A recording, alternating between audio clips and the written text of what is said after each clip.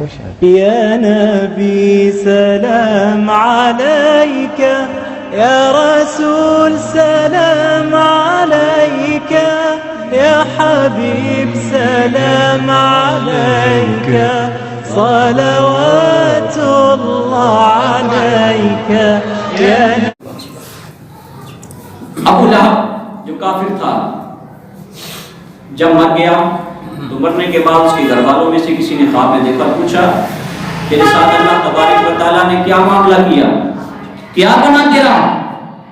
کہتا ہے دنیا سے جانے کے بعد مجھے کوئی بھلائی نصیب نہیں ہوئی، کوئی خیر نصیب نہیں ہوئی، مسلسل عذاب میں گرفتار ہوں، عذاب میں مبتلا ہوں، لیکن جب پیر کا دن آتا ہے اور وہ وقت آتا ہے اس وقت میں نے اپنی لونڈی سویبہ کو حضور کی ولادت پر آزاد کیا تھا تو میری اس انگلی سے شہد نکلتا ہے، ایک میٹھا پانی نکلتا ہے جو دودھ سے زیادہ سفید ہوتا ہے، شہد سے زیادہ لذیذ ہوتا ہے، میٹھا ہوتا ہے، میں اس کو چوس لیتا ہوں، میری 7 دن کی تکلیف دور ہو جاتی ہے۔ ابو لہب نے نبی سمجھ کر اپنی لونڈی کو آزاد نہیں کیا بلکہ بھتیجے کی ولادت کی خوشی میں اپنی لونڈی سویبہ کو آزاد کیا۔ اللہ نے اس سے بھی محروم نہ کیا، اللہ نے اسے بھی محروم نہ کیا۔ تو عزیزان گرامی توجہ فرمائے، جو کافر ہو حضور کی ولادت کی خوشی منائے اور وہ بھی نبی سمجھ کر نہیں بھتیجا سمجھ کر منا رہا ہے، اللہ اسے بھی محروم نہیں کیا۔ جب وہ وقت آتا ہے ولادت کا، اس وقت میں اس نے اپنی لونڈی کو آزاد کیا، اس انگلی کے اشارے سے آزاد کیا، اللہ نے اس سے بھی جزا دی ہے۔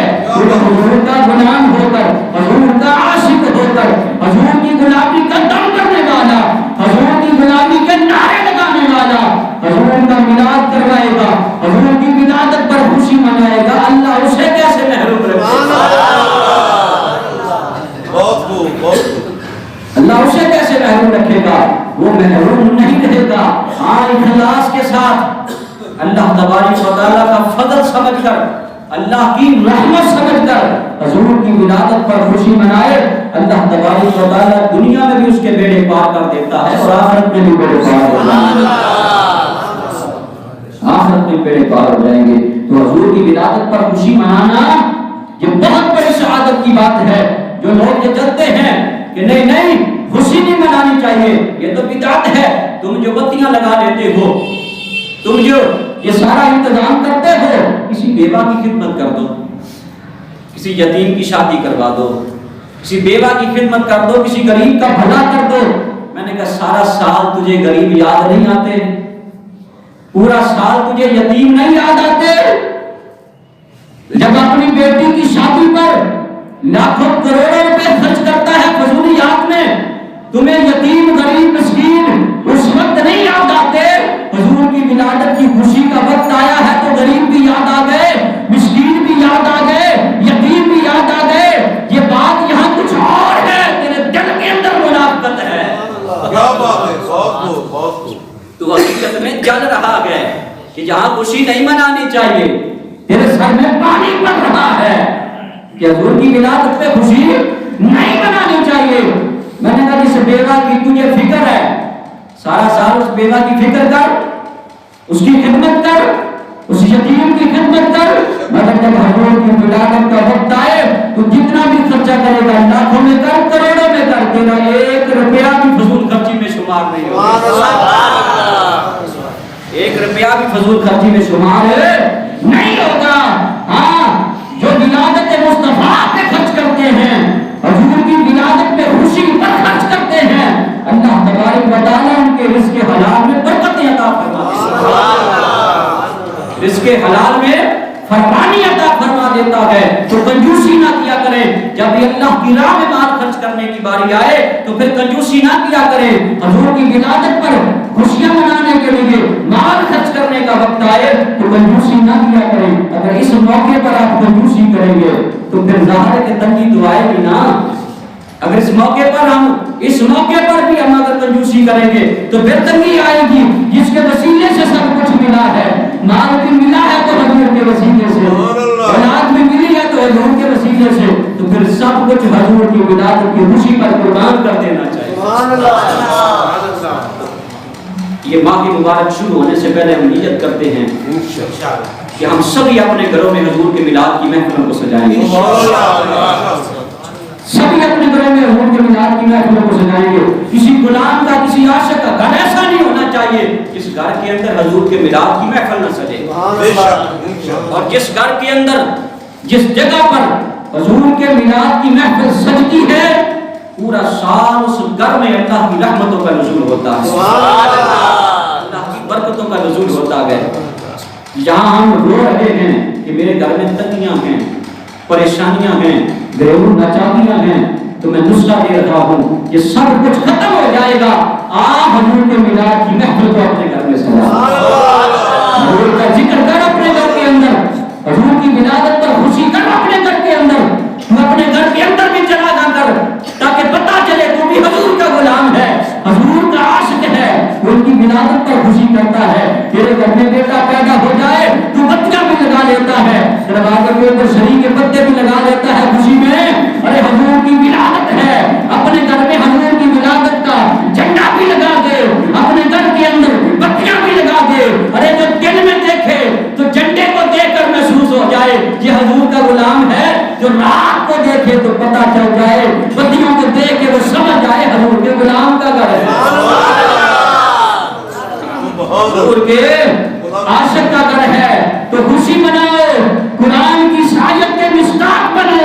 اس میں رب فرماتا ہے قل بفضل اللہ وبرحمتہ فبذلک فلیفرحوا هو خیر مما یجمعون. فرمایا محبوب ان کو فرما دو جب تمہیں اللہ کا فضل مل جائے, اللہ کی رحمت مل جائے تو پھر خوشیاں منایا کرو, اسی پر خوشیاں منایا کرو. یہ تمہارے سب دم و دولت سے بہتر ہے. جتنے بھی تم خوشیاں کرتے ہو, جتنے بھی کام کرتے ہو, فرمایا سب سے یہ بہتر ہے حضور کی ولادت پر خوشی کرنا. تو ہاتھوں کو بلند کر کے اللہ کو گواہ بنا کے نیت کرتے ہیں کہ انشاءاللہ عز و جل ہم ربیع الاول کے مہینے میں بھی حضور کی ولادت پر اپنے گھر میں میلاد کی محفل کو سجائیں گے, اور پورے سال میں جب جب ہمیں موقع ملے گا اپنے گھروں میں حضور کی میلاد کی محفل کو سجائیں گے. اللہ خوش رکھے. ایک عالم دین کو حضور صلی اللہ علیہ وآلہ وسلم کی خواب میں زیارت نصیب ہوئی. تو وہ عرض کرتے ہیں یا رسول اللہ صلی اللہ علیہ وآلہ وسلم, یہ جو لوگ آپ کی ولادت پر خوشیاں مناتے ہیں, جلوس نکالتے ہیں, جھنڈیاں لگاتے ہیں, بتیاں لگاتے ہیں, مرچیں بھی لگاتے ہیں, کہ آپ کو یہ سب پسند آتا ہے؟ بات سمجھے نہیں ہے, سمجھے ہوتے تو سبحان اللہ. کیا آپ کو یہ سب پسند آتا ہے, آپ اس سے خوش ہوتے ہیں, کیا آپ کو یہ اچھا لگتا ہے؟ ساتھ میں حضور کا دعا کر رہے ہیں اور پوچھ رہے ہیں یا رسول اللہ آپ کے غلام مرچیں بھی لگاتے ہیں, اور کچھ لوگوں کو مرچیں لگ جاتی ہیں, اور بتیاں بھی لگاتے ہیں, جھنڈیاں بھی لگاتے ہیں, خوشیاں بھی مناتے ہیں, کہ آپ کو یہ پسند آتا ہے؟ حضور فرمایا جو ہم سے خوش ہوتے ہیں ہم بھی ان سے خوش ہوتے ہیں, جو ہم سے خوش ہوتے ہیں ہم بھی ان سے خوش ہوتے ہیں, جو ہم سے خوش ہوتے ہیں ہم بھی ان سے خوش ہوتے ہیں. جو حضور کی ولادت پر خوشی کرتا ہے حضور اس سے خوش ہو جاتے ہیں. تو یہ دربار محمد ہے, جگہ اپنا کا کیا کہنا, یہ دربار محمد ہے, جگہ اپنا کا کیا کہنا, یہ دربار محمد ہے.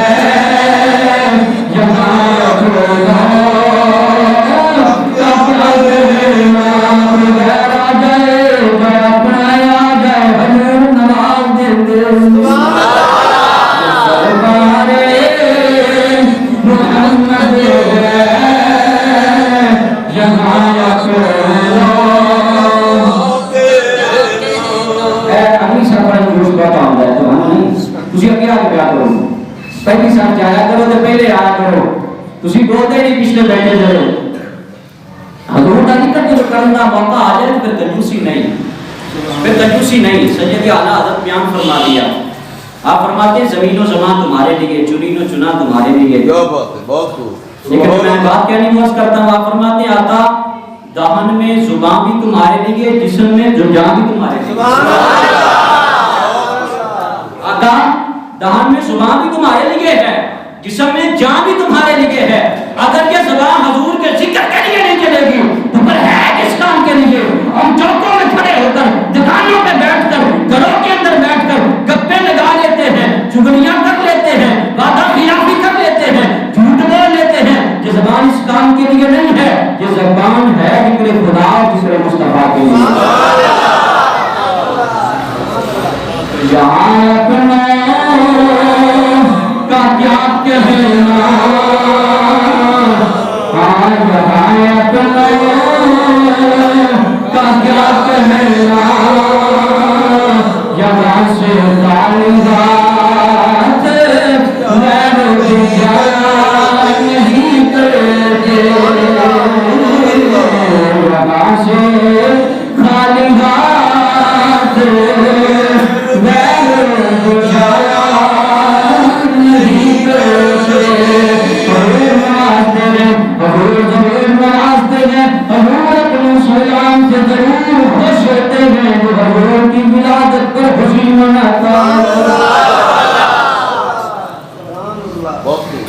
اللہ نے بھی خوشی منائی، پر اللہ نے بھی خوشی منائی۔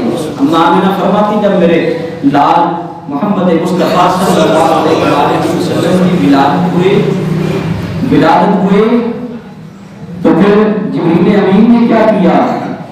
فرماتی ہیں کہ ایک جھنڈا انہوں نے بیت اللہ کی چھت پہ لگایا ہے، ایک مشرق میں لگایا ہے، ایک مغرب میں لگایا، فرمایا واضح کر دیا جس کی ولادت ہو رہی ہے اس کی بادشاہی مشرق میں بھی ہے، اس کی بادشاہی مغرب میں بھی ہے، بیت اللہ پہ لگا کے واضح کر دیا، فرمایا پوری مخلوق پہ کائنات میں اس کی بادشاہی ہے۔ تو پھر کیوں نہ ان کی ولادت پر خوشی منائیں؟